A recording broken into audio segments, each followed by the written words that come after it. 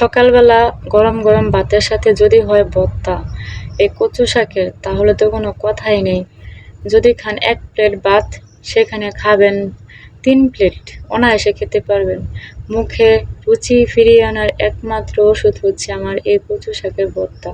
আমার এত বেশি ভালো লাগে এই কচু শাকের ভর্তা, যা কিনা বলার মতো না। তো আমি সুন্দর করে এই কচু শাকগুলো নিয়েছি, কুচি কুচি, একদম কচি দেখে সবুজ সবুজ শাক আর কি। যাই হোক, এখানে আমি সুন্দর করে এটা বাপ দিব। বাপ দেওয়ার জন্য সুন্দর করে বসায় দিছি। দিয়ে এখানে পেঁয়াজ, রসুন, কাঁচামরিচ যা ছিল আমি সুন্দর করে সব ধুয়ে এটার মধ্যে দিয়ে দিছি আর কি। দিয়ে দেওয়ার পর এখানে আমি পরিমাণ মতো একটু লবণও দিছি। দিয়ে সুন্দর করে উল্টায় পাল্টায় এটা আমি সিদ্ধ করব। আর একটু তেল ব্যবহার করি নাই, কারণ আমার কাছে শুকনো এই ভর্তাটা মজা লাগে তেল ছাড়া যেটা এটা।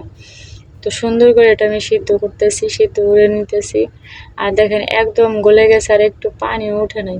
কতটা সুন্দর হয়েছে তাই না, দেখে বোঝা যাচ্ছে আর কি। তো সুন্দর করে আমার সিদ্ধটা কিন্তু হয়ে গেছে। এখন আমি সুন্দর করে এটা তুলে নিতেছি। তুলে নিয়ে তারপর আমি সুন্দর করে এটা কিন্তু হাতে কষলিয়ে ভর্তাটা বানাবো আর কি, যাতে ভালো লাগে। তো আমি কখনো কচুর শাক মানে যেটা ভর্তা করি ওটা হাতে কষালেই করি, কারণ পেঁয়াজ রসুন যদি মুখের মাঝে লাগে তাহলে কিন্তু খেতে ভালো লাগে, তাই না?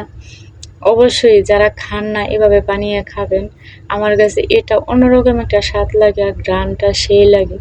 যেহেতু পেঁয়াজ রসুনটা অন্যভাবে দেওয়া হয়, এজন্য এর ঘ্রাণটা আমার কাছে বেশি ভালো লাগে। এর মধ্যে যদি কচু শাক মেশানো থাকে আরও বেশি ভালো লাগে। আর কাঁচামরিচ দিলে ঘ্রাণ বেশি আরও সুন্দর মানে হয় আর কি। যাই হোক, আমার ভর্তাটা বানানো শেষ। এখন আমি আপনাদেরকে দেখিয়ে দেখিয়ে খাবো আর কি।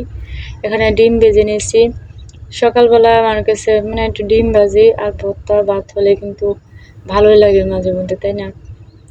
তো সুন্দর করে আমি ভাত প্লেটে বেড়ে নিতেছি।